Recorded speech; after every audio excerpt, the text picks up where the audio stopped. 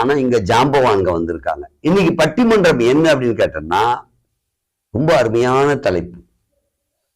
மக்கள் தொகை பெருக்கத்துக்கு மிகவும் பெரிய ஐயோ இதுவாமா இல்ல மக்கள் தொகை பெருக்கமா ரைட்டுங்க. இப்போ ஒரு ஃப்ளோல வரம் பாருங்க. தமிழ்நாட்டில் இதுவும் கிடையாதுங்க, கொஞ்சம் குழப்பத்துல இருக்கேன். தலைப்புக்கு வந்துருவேன், எங்கன்னா எழுதி வச்சிருப்பாங்க, எனக்கு பார்த்து சொல்றேன். குடும்பமா சந்தோஷமா இருக்குமா, தனித்தனியா, அது கூட கிடையாதுங்க. இல்லறத்தில் குடும்பத்துல கூட்டு குடும்பம் மகிழ்ச்சியா,